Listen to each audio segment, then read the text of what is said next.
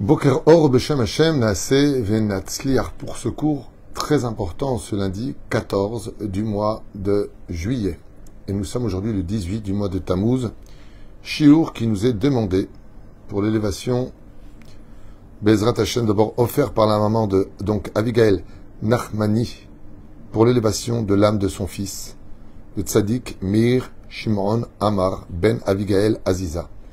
Car aujourd'hui ce sont les 7 jours où il se lève de ce deuil terrible qui touche tellement de familles en Israël, puisqu'il a servi dans la sauvegarde du peuple d'Israël, Tzva Hagana l'Israël, Hashem Ikom Damam Be'ezrat Hashem, un homme exceptionnel, j'ai été présent pour faire aussi l'oraison funèbre,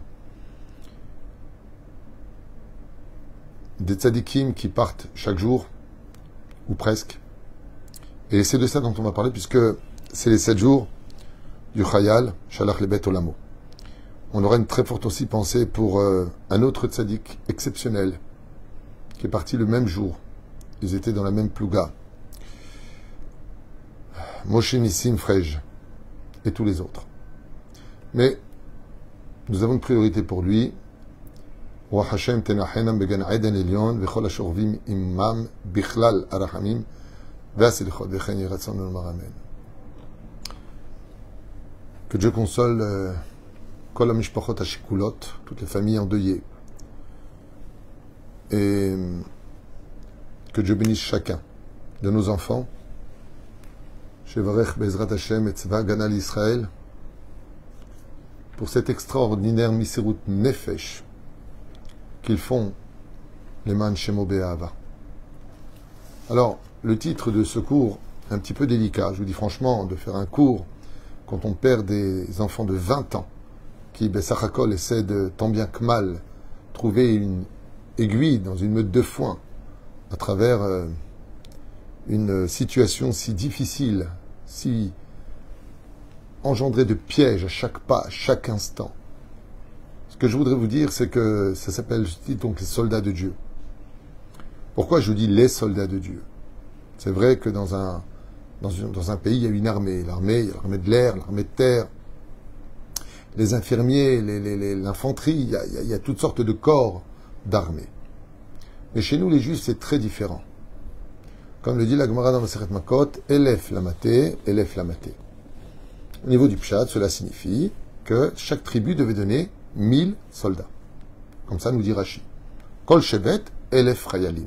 Elef Lamaté, Elef Lamaté.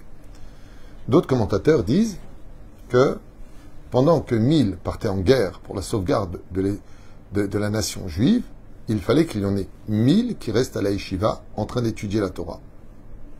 Comme s'inquiétait fortement le roi David, à la Shalom, que chaque fois qu'il partait en guerre contre les ennemis d'Israël, il voyait le nombre de soldats que nous avions et il allait voir dans les yeshivot s'il y avait le même chiffre, le même nombre, où ceux qui étudiaient à la yeshiva par le mérite de leur étude créaient un dôme de protection pour ceux qui allaient défendre les frontières d'Israël.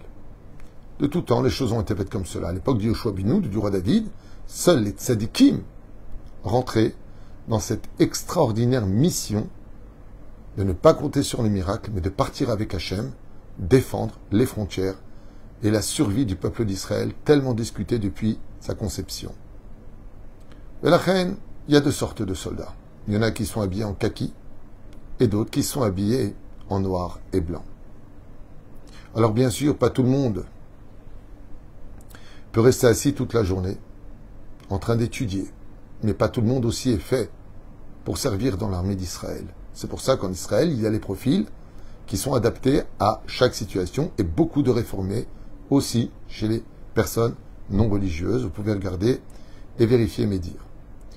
C'est pour cela que, Bisiata d'Ishmaïa, il faut être quand même conscient que nos soldats, nos chayalim, jouent un rôle extrêmement important au sein du peuple d'Israël, et tous autant qu'on est, juifs d'Israël et juifs de la diaspora, nous leur devons du respect, du remerciement, de la reconnaissance.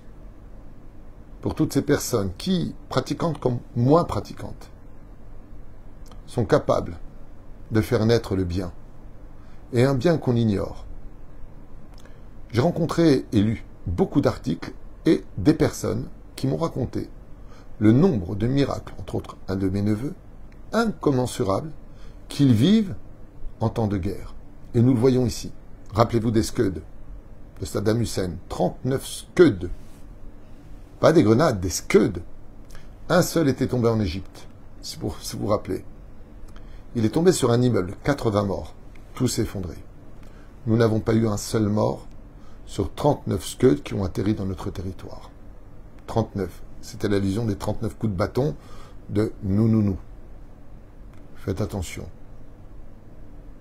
Et c'est pour cela que quand on voit toutes les guerres, toute cette haine, toute cette situation que nous passons, envoyer nos enfants dans des situations tellement compliquées aujourd'hui, tellement risquées, parce que les choses auraient pu se régler de façon différente, comme ça se passe entre la Russie et l'Ukraine. Si on voit des bombes, ça tombe sur les civils, pas civils, boum, Nigmar, c'est pour. Alors on aura beau dire que nous sommes des assassins, que nous faisons ceci et cela, c'est faux. Je vous affirme que cela est faux. Si nous comptons autant de morts chez nous, c'est parce que les opérations sont chirurgicalement faites pour éviter le maximum de civils, éviter de ne pas faire tomber des innocents. L'armée de Tzahal est une armée morale, je vous l'affirme. Après, la haine, de toute façon, dans le déni ou la haine, il n'y a plus rien à dire, on n'a même pas... La vérité dérange pour ceux qui veulent vivre dans le mensonge. Mais ceci étant, d'ailleurs le pire c'est que c'est une grande partie des Gazaouis qui le disent eux-mêmes, pas nous. Ils demandent à Tzahal de venir les sauver des mains de qui vous savez. Oufren, les miracles se vivent sur le terrain. D'énormes miracles. Là où se trouvent 10 juifs, la Shrina descend. On ne se rend même pas compte de combien on doit à tous ces jeunes qui ont donné leur vie, si jeunes, sans avoir connu le mariage, sans même avoir été papa, laissant un vide terrible, comme un océan sans fond, de larmes et de douleurs dans le cœur de toutes ces familles, avec le titre « Mort pour sa patrie comme un héros ». On ne se rend même pas compte. Nous, on entend. On dit, oh mince, on a les boules, on est mal. Mais quand se finissent les jours de deuil et que chacun retourne à sa vie courante, des cœurs sont meurtris. Pour des personnes qui ont sacrifié la vie de leurs enfants pour que les Juifs peuvent encore atterrir demain sur le territoire d'Israël, la construction en Israël, l'avenir de notre peuple. Une fois, on avait posé la question à Maran Rav Ovadia Yosef, d'un touriste qui était venu le voir. Il lui a dit, puisque vous êtes à Arnof, j'aimerais aller sur la tombe de beaucoup de tzadikim. Où est-ce qu'il y a un endroit où il y a beaucoup de tzadikim? Maran Rav Ovadia Yosef lui a dit, au Har Herzl là-bas, chaque tombeau c'est un tzadik. Va prier là-bas. J'ai entendu cette histoire aussi avec le Rav Eliashiv, ou le Rav Auerbach. Apparemment, elle a eu lieu avec plusieurs tzadikim. En tout cas, on ne se rend pas compte de cet extraordinaire Messirut Nefesh, de courir, de risquer. Et je ne parle pas de tous nos chayim qui sont blessés, qui ont perdu un œil, un bras, une jambe. Je ne parle pas de tout ça. Je parle de ceux qui ont perdu leur vie et qui aujourd'hui, pendant que je vous parle, sont sous terre, dans un mérite incommensurable. Il nous est impossible de comprendre que chaque prise de ce monde d'une âme juive est un sacrifice pour sauver le peuple d'Israël. Chaque vie. Bamé Dvarim Amorim. Dans quel sens les choses sont enseignées? 1. Ils sortent de la dimension de petit à grand. Je m'explique. Quand on vit pour nous, on fait tchouva pour nous. On s'arrange pour nous. Alors c'est vrai que nos mérites sont partagés avec les autres. Mais comme on dit en hébreu, Shalom alay nafshi. Il y a des gens qui, toute leur vie, vont ne s'occuper que d'eux. Ni faire profiter les autres de ce qu'ils ont, de ce qu'ils possèdent, de leurs connaissances, peu importe. Leur vie n'a fait grandir que leur propre personne. Un chayal ou un ben Torah, il ne faut pas avoir honte de le dire, un ben Torah, fait profiter tout le peuple d'Israël. quand un Chayal donne sa vie pour le peuple, c'est vrai qu'il n'a pas d'enfant à 20 ans, il n'est pas encore marié. Mais tout le peuple d'Israël devient ses enfants. Parce qu'il est mort pour nous. Pour notre survie à nous. Deuxièmement, ils sortent de la dimension de garder leur maison pour garder les frontières. L'une des premières mitzvot qui a été donnée à Avraham Avinu dans la paracha de Lech Lecha, Ve'aisra le goy gadol. Je ferai de toi une grande nation, et je vous donnerai la terre de Canaan, la terre d'Israël. Et ces frontières doivent être gardées. Si on était tous religieux, tous shomer mitzvot, Shabbat, kashrut, et qu'on s'aimait tous les uns les autres, sachez une chose, on n'aurait pas besoin de Tsahal. C'est marqué dans la paracha de Bechukotai, on aurait la Géoula, il n'y aurait même plus de guerre, plus rien. C'est marqué dans Ishayahu, il n'y aura plus d'armes qui se lèveront les uns contre les autres, il n'y aura plus rien, dans Yecheskel, pardon. Mais en attendant, on a besoin d'une protection. On a besoin de nous défendre. Tzahal ne signifie pas l'armée d'attaque d'Israël, ni de défense. Si nous sommes attaqués, alors nous répondons. Nous nous défendons. L'armée de défense d'Israël. Car Israël n'aime pas la guerre. Israël est un peuple dont le symbole est la colombe, pas l'aigle. Troisième chose. Donc première chose, vous avez compris, celui qui vit pour lui et celui qui vit pour son peuple. Celui qui garde son jardin et sa maison, mais celui qui sort au-delà pour garder les frontières d'un pays. Troisième, tout comme Hachem a demandé à Abraham, Kach naed bincha, prends ton fils. Et que jusqu'à aujourd'hui, ce mérite nous protège, la Kedat Yitzhak, le sacrifice de Yitzhak, ou le sacrifice de Nadav et Avihu, qui à chaque Kippour réveille leur mérite pour que Dieu nous pardonne. Ainsi, chaque vie qui nous quitte part pour réellement sauver la vie de notre peuple. Et j'aimerais être plus précis dans ce que je vais vous dire.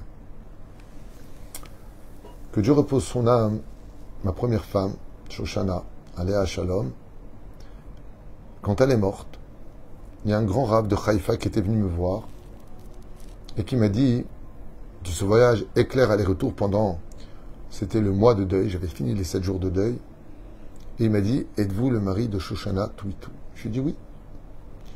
Il m'a dit, sachez que on est dans les rêves, on est venu me dire que je devais vous dire que votre femme, qui était une grande sadika, est partie de ce monde pour faire la capara de 15 000 juifs qui auraient dû mourir. Dans une guerre, dans un attentat, je ne sais pas. 15 000. Ce qui m'étonnait, c'est qu'il donne un chiffre précis. Il aurait pu dire des dizaines de juifs ou des milliers de juifs. Pourquoi dire 15 000? Et il m'a dit ce rave, qui s'appelait le rave Nissim Bazak. Sache que ta femme n'est pas morte pour elle. Elle est morte en sacrifice, à la place de 15 000 personnes. Chaque khayal qui tombe, quand on voit qui ils étaient, et j'entends à la radio, toujours poli avec tout le monde, souriant, agréable. Dès qu'ils sortaient pour les khayal dont on parle ici, ces deux tzadikim dont nous parlons, Meir, Shimon, Amar, ainsi que Moshe Nissim, Fresh, c'est des gens très pieux. Shomer Shabbat, Shomer Mitzvot, qui aimaient la nation d'Israël, qui aimaient la Torah d'Israël, qui aimaient chaque juif. Toujours rendre service, toujours être. On le voit. Quand on voit la tête des terroristes, on voit vraiment des têtes de terroristes. Quand on voit la tête de nos enfants, on voit des tzadikim. Allez le voir. Je m'étonne toujours de voir ça. Vraiment, c'est des gens gentils. Ils finissent l'armée, ils vont à l'université apprendre un métier pour devenir futurs médecins, ingénieurs, travailler dans une quelconque branche de travail professionnel, pour créer une famille, avoir des enfants, vivre l'amour et partager la vie.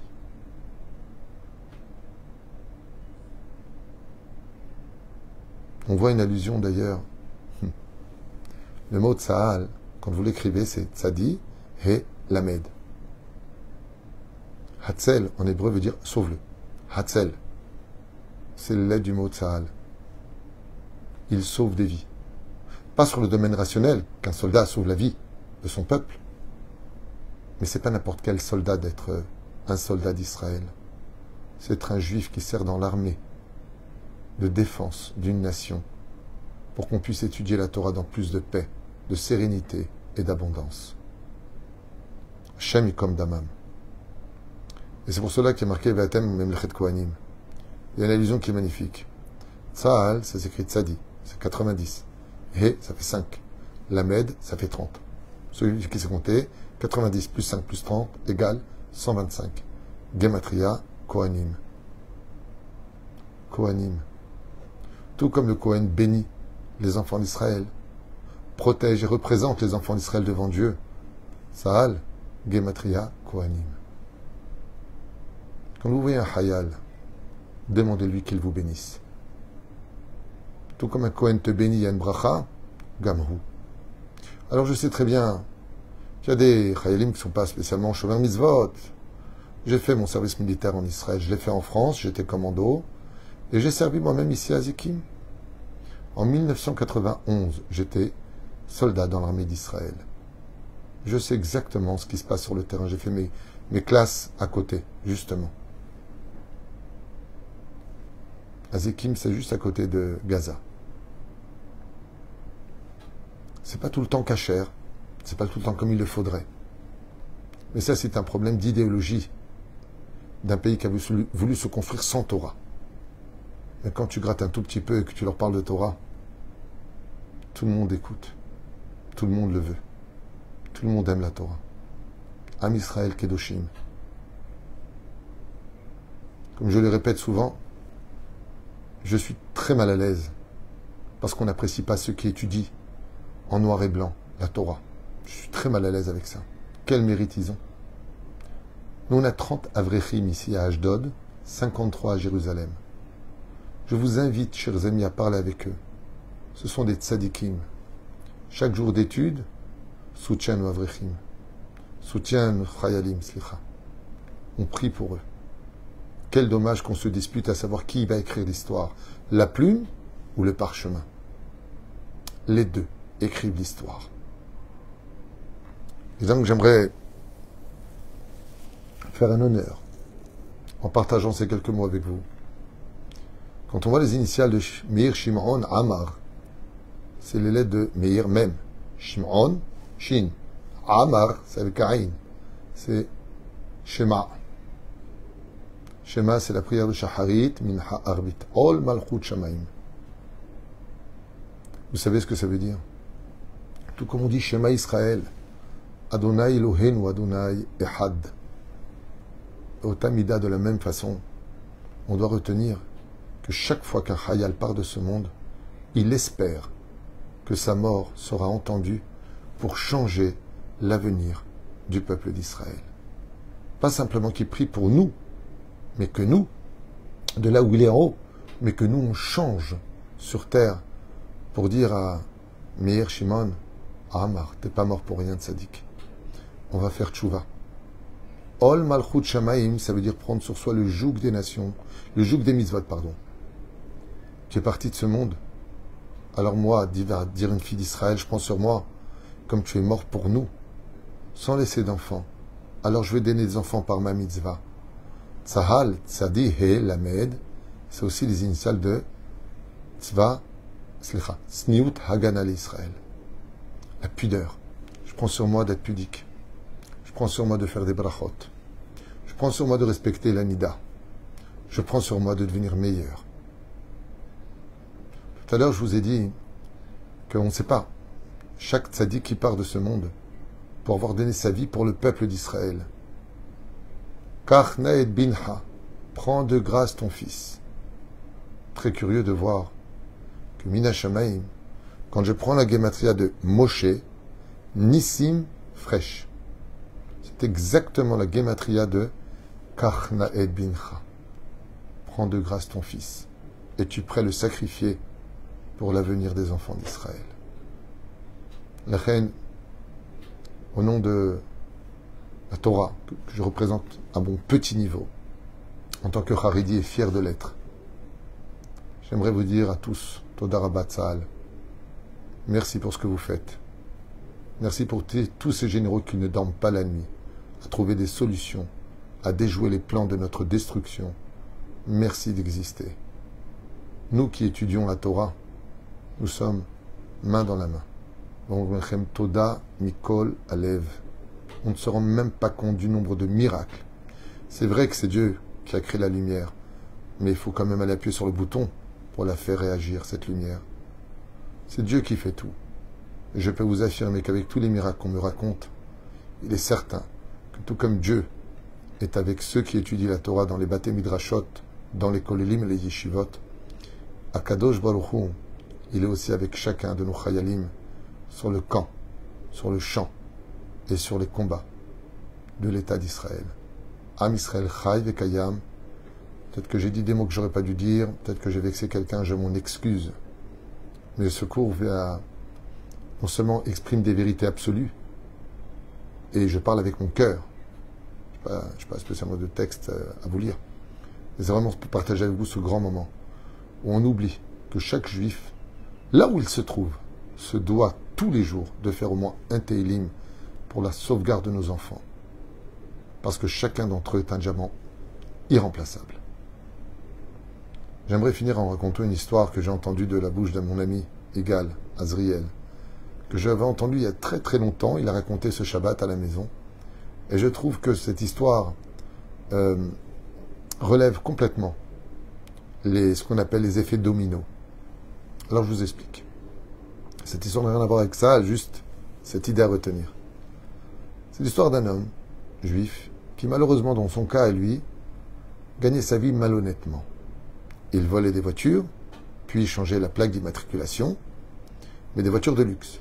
Et ensuite, il allait tout simplement les revendre, en effaçant les numéros sur le moteur, et récupérer à moitié prix ce qu'elle vaudrait à l'Argus. Seulement, il avait une chose. Déjà, je vole une voiture qui appartient à des juifs. C'est pas top. Mais souvent, dans les voitures, il y avait les sacs avec la carte d'identité, avec les clés de la maison, avec des bijoux de famille, d'importance. Il avait l'habitude de voler uniquement la voiture. Et donc, arrivé sur place, il cherchait ensuite, s'il y avait des objets de valeur, ou même une bague importante, et il la déposait, sans dire le nom, dans une enveloppe, dans la boîte aux lettres des propriétaires de la voiture.